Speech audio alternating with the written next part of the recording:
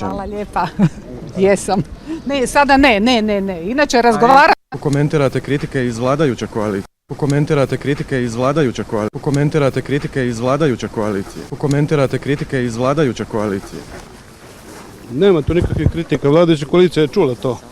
Čula na sastanku, samo niko nije usudio se reći. Premijerka je danas bila raspoložena govoriti. Postala zemlja od djelovao. Povijesne potpise. svaki dan. Svaki dan. Izgledali nesvazom ko je počeo rat u Vukovaru. Ajde, pozdrav. Nema tu nikakvih kritika. Nema tu nikakvih. Komentirate kritike iz komentirate kritike. Do daljnje proljevanje. Djelovao. Posebno je pohvalio, tako je, evo general Žak po Procesa mirne reintegracije. Povijesne potpise koalicijskim partnerom Nema tu nikakvih kritika. Vladajuća. Nema tu nikakvih.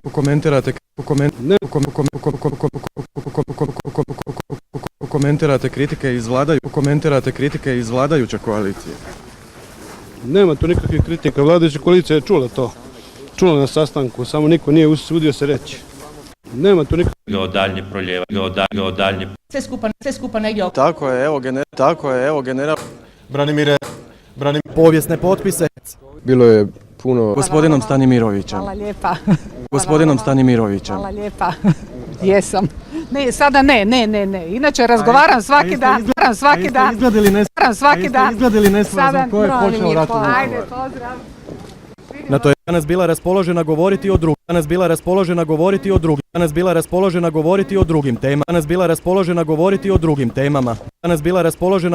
o drugim temama. Proračune. Iako je nedavno najavila da će koalicijskim partnerom Ostanimirovićevoj izjavi. Ste razgovarali sa gospodinom Stanimirovićem? Hvala lijepa.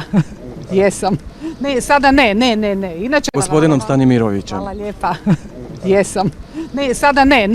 Inače razgovaram svaki dan. Izgledali nesvazom. Svaki